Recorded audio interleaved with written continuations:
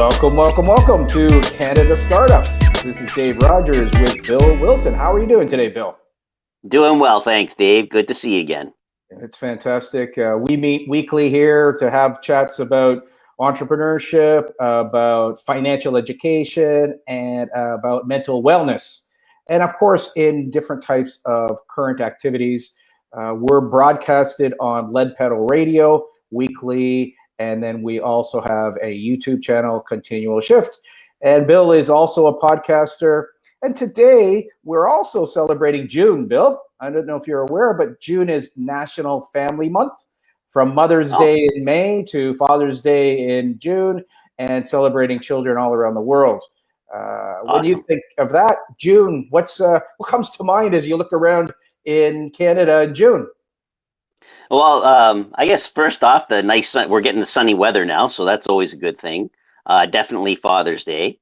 And it's just, I guess, starting to, I guess, around here, it's sort of the time where you get that feeling that you start to come down and start to get into that relaxed mode for summer, being able to, hopefully being able to get outside more and, share a pint with a buddy and stuff like that, right? So that's sort of where I'm at right now. Looking forward to the nicer weather. Hopefully, as things open up and we're moving in the right direction, we'll be able to share a beer again and chat about whatever.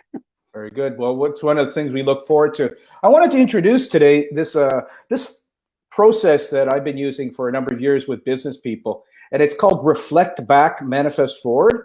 It tends to be something we do in December when we look at the whole year. Yet I thought it would be pretty cool to do it with you, and maybe the topic of podcasting, maybe the topic of social media, and for you to reflect back perhaps over the last 5 months, last year, and share a little bit about what you've learned about podcasting, what you've learned about social media. Reflect back, do a bit of a grading, a conversation. Ask yourself, what could you do? What did you do well? What could you do even better? So reflect back. What did you do well in the last 5 months in your podcasting and in developing your skill set? I think one of the biggest things is just realizing that it's fun to do, and there's really nothing to be afraid of. Just go and do it. I mean, essentially, I think I'm at the comfort level now that it's just the two of us having a good old chin wag, and it's not something that we have to be great at right out of the gate. We can take the time. I mean, the first couple of times when we were doing it, we were technical difficulties, topics, and all kinds of stuff. Now we can almost wing it when we want to, which is great. I do feel a lot more comfortable. Especially, connecting with you and being able to talk about different things. I think that's one thing where I really feel that I've improved on. And even understanding a bit more of the technology. And then in regards to the social media side, learning that it's not if you build it, they will come type of thing. It is a huge undertaking. And, there's so much there because there's always the new in thing to get into. And it's just sort of recognizing that, yes, it's an important thing that you need to do, but sort of pulling the reins back and figuring out, focus on one, learn it well, and get that one going, and then move on to the next one, and so on and so forth, as opposed to trying to be everyone to, in every social media thing and trying to contribute to everybody. No, I don't see that as working, but that's something I've learned as we've gone along. Very good. So reflecting back, it's what a great question, right? It's almost like the type of question that you can ask yourself. Yeah, maybe go into it even a little bit more.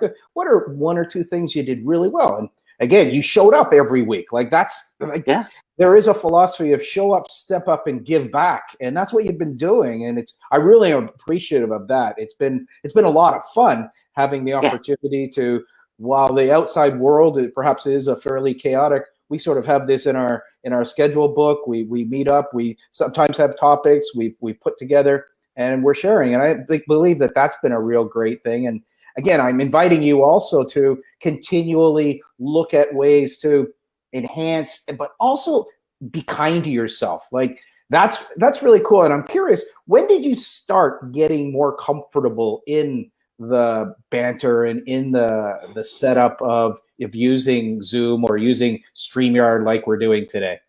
Did it take a while? Um, I would say it probably took about maybe three or four, probably about four of our episodes, I guess, if you want to take it. So probably about a little over a month, because I mean, if you take into account um, um, when we started researching like the StreamYard, so yeah, it was probably around 6 weeks to 2 months probably before, because we did the bit of research ahead of time, did a little bit of testing, and then we did our episodes and that. So yeah, it was probably that 6 month to 6 weeks to 2 month area where I started to really feel comfortable. And again, that's Yeah. an invitation to folks to go and experiment and to enjoy it, to have some fun, to hopefully laugh a little bit, and again, ask great questions. That's what's back and forth, because that's the format that we've been experimenting with, and we're inviting people to experiment with it as we move forward. Bill, would there be one or two things you feel we could do better, that you could do better? And I'm happy to hear either. The podcast could do better. Should we be looking at targeting it more directly at a specific market? Ought to plan a little bit more branding? What's your general feeling for that? I think going forward, for myself, I want to learn a bit more about some of the new things that are happening with StreamYard. That would be one thing. I do need to understand a bit more of the technology from the challenges I've had over the last couple of episodes. And then a third thing, I guess, would be building the brand and promoting that. Trying to figure out, what is our audience? Who do we want to target? What does our brand want to represent? A good bunch of questions are coming up. But yeah, just start one at a time. For me, would definitely be the technology, and that's the part I like. And then understanding the actual software itself a bit more. Great. And again, that's something that, again, by asking the question, I get to learn, I get to hear what's your perspective. In today's session, I was thinking, wow, should we do a session on branding, given that that's a part of our market, our social entrepreneurs, business people, and could we go through the steps of branding? And I was going to do that, yet I thought that it would be fun today to do the reflect back, manifest forward, and then we might break it down into different components of business. The technology side, does it make sense for us to go on to a podcasting platform? Do we want it on Shopify or Spotify? Do we want it on all the different vehicles that share the podcast with as many people as possible? Or are we quite happy with the way we're doing it right now? And it's not hard. It's fun. We get to learn. I guess one of the things I've thought about is having maybe guests a little bit more regular, perhaps schedule guests, maybe even schedule the sessions a little bit more. Those are things that are sort of tweaking around in my head. Because in reflect back, manifest forward, I also like to ask, what would be really fun? So I reached out to Dougie Gilmore a couple of times in the last 2 weeks to come aboard. Unfortunately, I think he's probably maybe in a little sadness about the game yesterday. As we look at quarterly reviews, this is a next step, is that in business, we're looking often quarterly on how we're doing. If we wanted to bring in matrix and numbers, we could do that if we wanted to professionalize it a little bit more. I guess as I bring that question in, is when you think of reflect back, manifest forward, what about those Leafs? What was your experience with that? Oh boy. I mean, the hockey was good to watch, definitely. As a Leaf fan, obviously disappointment. But like I said earlier, I'm not totally shocked. I thought the Leafs would pull it out, but I'm not totally shocked at the result. The three of the key players from Montreal, obviously Carey Price, Shea Weber, and Gallant there, or Gallagher, I think that they were hurt for a good part of the season, and they had the time to rest and heal. physically and mentally. So coming into the playoffs, they're fresh and hungry and eager. So definitely a key factor as to what happened. But also, I look reflecting back, it's the question, okay, what if those three were in for the whole season? What would that have changed the standings? What would it have done to the standings? Definitely there would have been a change. So a lot of things like that. Unfortunately, the Leafs, I don't know what it is, whether it be a mental block or what. Again, not getting through the first round. So definitely lots of questions for them to ask over the off season. If we were to play the reflect back, manifest forward for the Leafs, again, you as somebody who has been a fan for probably over a half a century. Yeah. And you have seen this team not win a playoff series. Just for our viewers around the world, the Toronto Maple Leafs is the team that Bill is a big fan of, and it's probably one of the most popular sports franchises in Canada. And they haven't won a championship since 1967. 67, yeah. And they have not even won a playoff series since 2004.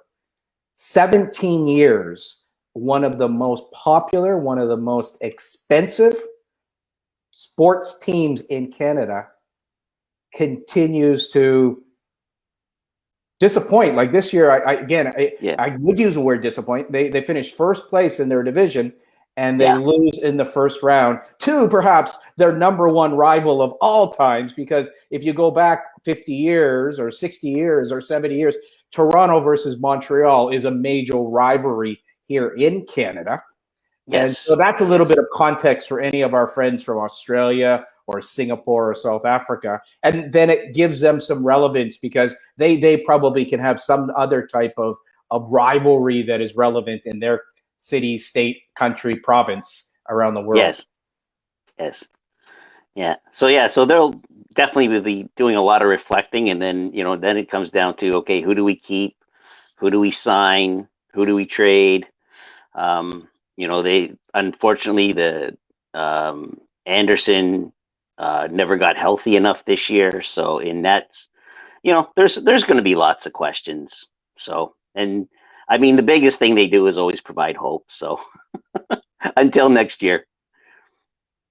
And when you experience that, though, again, as a fan, is it something that you sound like you're not very disappointed? It's because they have disappointed so often that you've galvanized yourself, or what is it about that? Because I would see some sports fans would be like gutted, devastated, like, wow, it's so incredible to see them do it again. Yeah, well, I think it was going in just understanding both teams and what to expect. I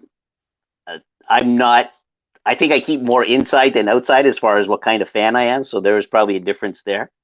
But I do look at the thing too, looking at the whole team, both teams, experience and different things like that. Sometimes it's just, you gotta mature. You gotta take the time to mature. So that was the thing that I noticed, that the Leafs actually went out and really spent a lot of time, energy, money on attracting some veterans, 37-year-olds, 41-year-old Joe Thornton. And Montreal looked like a very young team, like a lot of rookies, a lot of young vitality. The Leafs in the last 5 years have really had to open up the bank book to sign this guy for $10 million, this guy for $15 million, this guy for $18 million. It's like, I think they probably have one of the highest pay roles in the league right now. Yet, again, the result that they get as a GM or as somebody who might put aside a couch general manager, what would be one or two things that you would do in your reflect back, manifest forward as a experienced hockey guy? Well, I mean, the first thing you want to look at is the between the pipes. What kind, you got the goaltending's got to be addressed. That would be the first thing to look at. As putting on, keeping my general manager's hat on, that sort of thing. Definitely, they've got a great top six. You probably need to look on the D. So looking on the defensive side of the game, that's where I think the team you need to build. They need, there's probably looking at a bit more physical players. I really like that guy on Montreal, Anderson. I think he's a great power forward.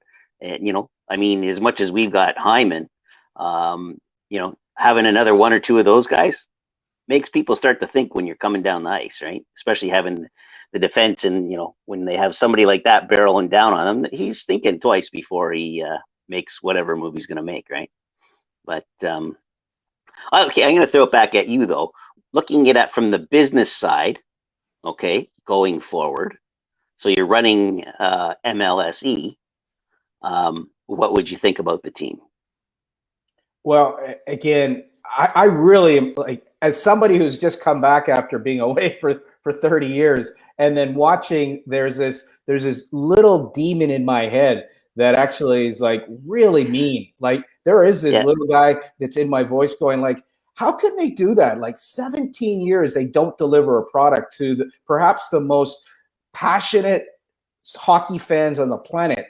And is there any sense of responsibility? Is there any sense of regret? Is there any sense of duty to these fans? And in some ways, I'm thinking back to our dear buddy when we were young, Harold Ballard. And like Harold Ballard, like whether it's the Harold Ballard curse, which some people like to talk about, that the way he treated some of his players, and some people say he treated them well, other people said they didn't. Yet there was this bombastic type of attitude, at least it appeared, that he didn't give a crap about his fans. He sold that place whether he had a crap last place team or a first place team. So this year, it seems like they took a lot of the action to get it happen. Yet at the end of the day, in corporate world, you deliver or you're out. So who has to be out? And I think that's my big question as the guy who would be running the business, is that excuses. You guys have jacked up the payroll. We got to make some major moves. That's where I would be curious about, as somebody who's just coming here. Is like, you look around the arena, look around the world, you see Las Vegas get into the finals in their first year, whereas the Leafs can't even get out of their first. So that would be something, is the hockey guys around the team. I think there's hockey guys and then there's business guys, and they ought to be having some good battles right now. And that's where the part that I guess on part of my mind as a business guy, thinking that, like, come on, we got to really make some tough decisions this year. And whether they're going to stay the course or they're actually going to clean house, that's probably where they're at right now.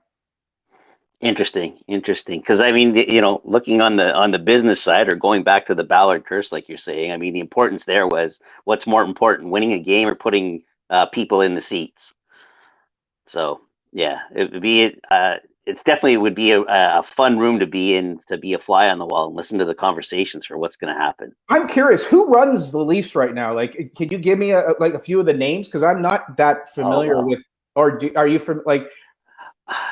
You know what? I haven't looked lately. It would be MLSE, Maple Leaf Sports and Entertainment, owns it now. Whether who's in the board of directors and the people that make all those decisions. Is Shanahan still around? Yeah. Oh, yeah. On the hockey operations side, that's like Brendan Shannon, Kyle Dubas, that sort of thing, right? Right. Yeah, that refers to your hockey players. So they have done a good job? I think they have started to get they've got, well, I guess the whole thing is they keep selling hope, right? They've got a good-looking team. They're winning more games than ever during the season. That it's just getting that tipping point for the next step to get through that first round. Do they need psychological help? That's a good question. I mean, we've both been there. I mean, sometimes stuff gets in your head, and no matter what you do. Do they use sports therapists? Yes, I believe so. Yeah. So, it's what part of the puzzle do you change? So it's fascinating because, again, I have worked with in Singapore. I was working with a gentleman who was in charge of the psychological side of the sports council, and Oh, okay. they did a lot, like Dr. Edgar, and Yeah, yeah. we actually I worked with the Special Olympics floor hockey team that went Oh, from cool. Singapore to Japan, Right and on. I was brought in to do a little, again, visualization. Yes. Actually ran a session with them where a lot of people, you for instance, if you go to another country, do you think you could learn another language? It would be tough. It Okay, would be so you tough. see immediately that's the record that you have. It's tough. Yeah. Yet, if I was to show you, we could go to Japan and within 30 seconds, I could teach you 10 words.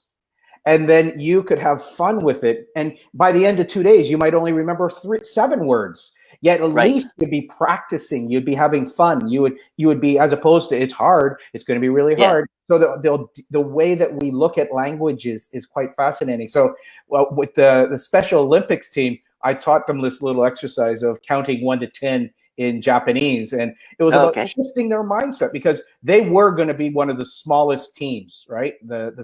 Singaporean team was small because you talk Yeah. about other countries like Germany or South Africa, they were going to Yeah. get crushed in a lot of the games. Yet it was about Right. keeping their spirit and having fun, yet also being focused on delivering a wonderful experience at the Special Olympics.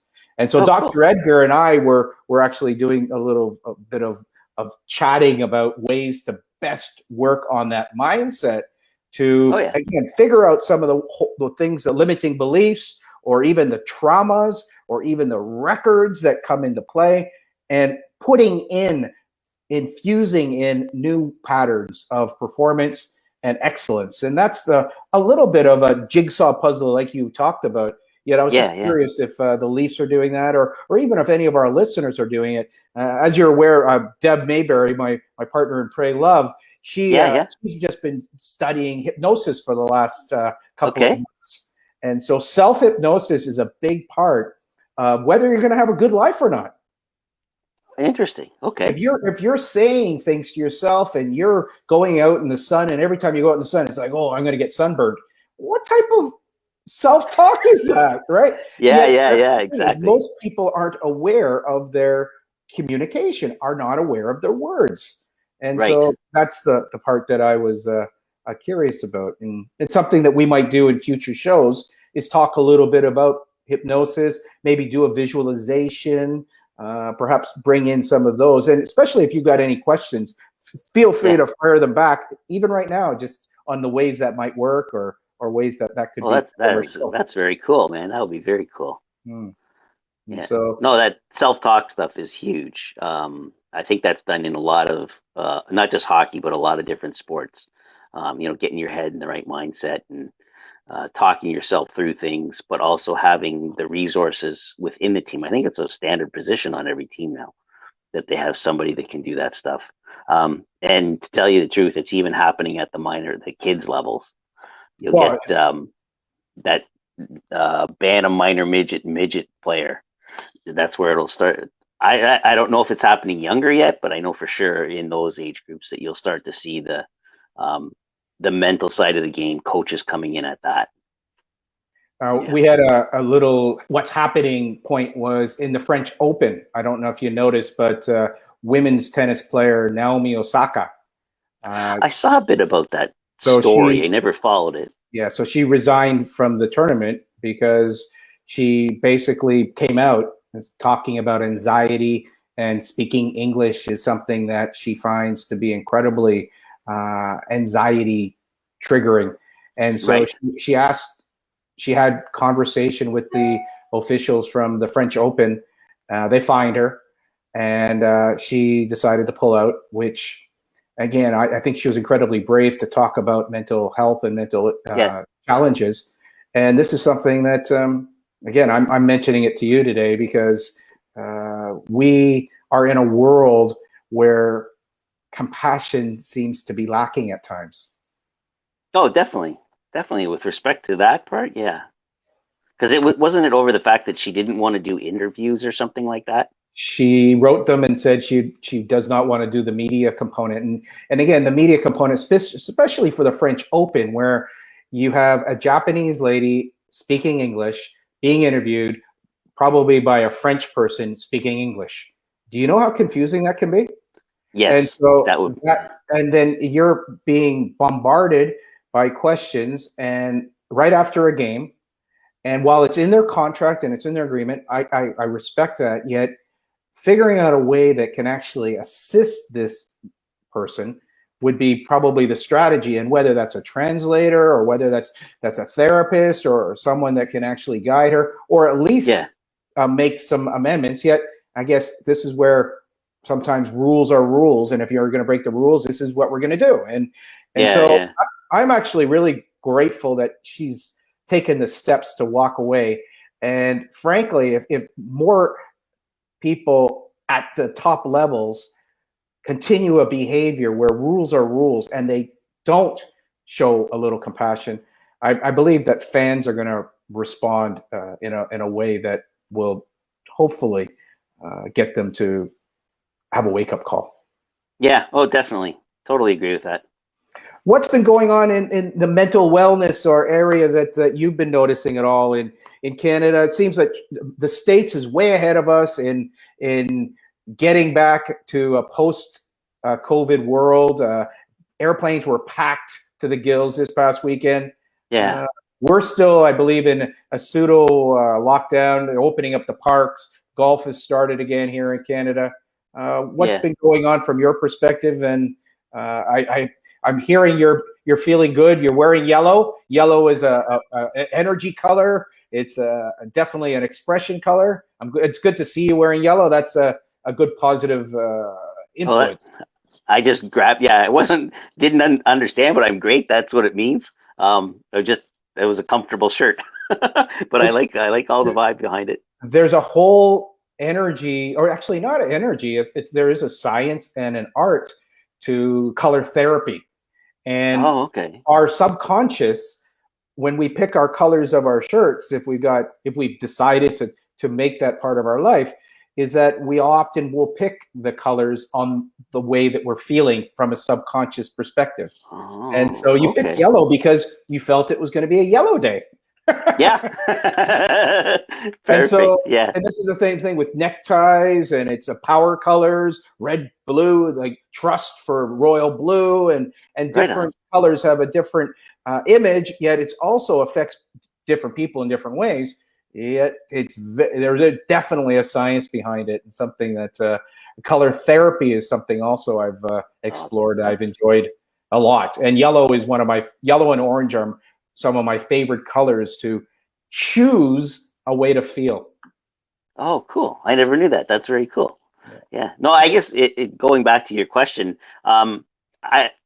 there seems, there's the people that are still kind of holding back, that are comfortable with waiting until we're in a better scenario, more vaccinations, better rolling averages, better positivity rates. There's a lot of people, I think, that are accepting, I'd rather keep everything closed until everything's better than open, shut, open, shut, open, shut. I think the other side of the coin, I think we're seeing both sides of the coin, that there's a lot of people that are just edgy and say, look, you know what, open it, just let us go and we'll deal with it. I'm on the hold back side. I think, depending on where you are within the country, the closer you are to the metropolitan areas, you're getting a little antsy because you can't really do anything. Like in downtown Toronto, where most of the people live and work downtown, so they're walking here and there, they can't really go anywhere. Where we are, being a little more in the suburbs, you do have a bit more opportunity to get out. There's many a time you can be outside with nobody around, so you don't have to worry about your mask as much. Different things like that. So you do have a bit more of an escape. I think there's going to be there are a lot of people out there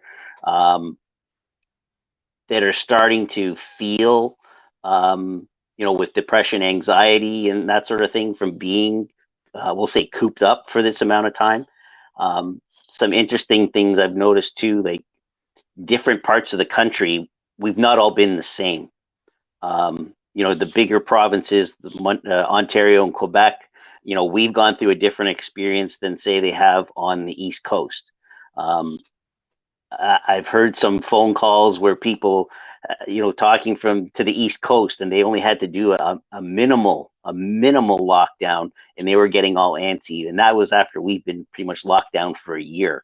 So, you know, a lot of different experiences, but I think overall, I think there's a lot of positivity with respect to Canadians from the people that I've experienced, that we are moving in the right direction. You know, things are getting better, and I think there is still a degree of patience. I don't think that we're totally nuts yet and we want to go running here or there. I mean, we do see examples of it, but I think in general the examples are a lot smaller than what they could be if we totally lost it. What has been one or two of your best ways to remain upbeat, hopeful, positive during January, February, March, April, May of this year? What would you, if someone was actually finding it very difficult right now, what would be one or two of your tips? I think I decided early on just to take the time to actually go and learn new things. So learning, I thought, was a very good thing. And just, I guess, through technology, making the effort to phone friends, you know, use the old school telephone.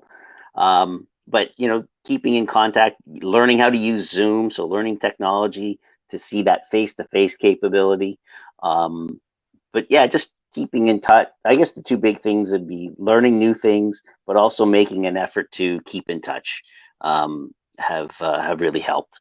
And then, sort of on a side note, having Disney Plus didn't hurt either.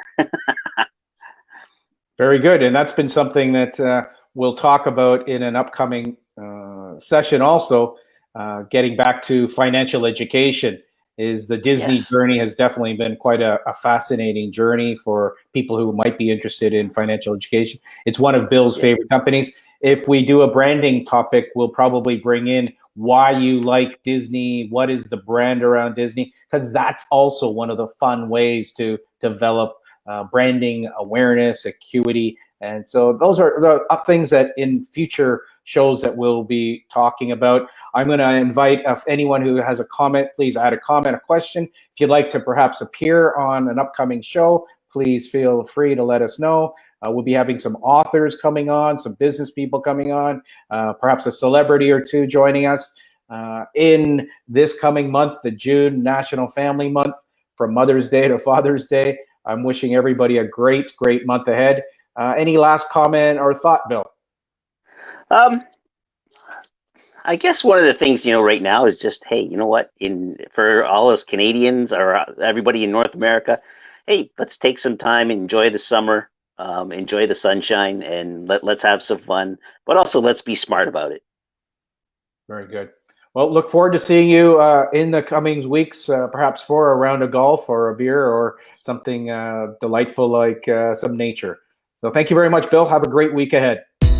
You too, Dave. Thanks a lot.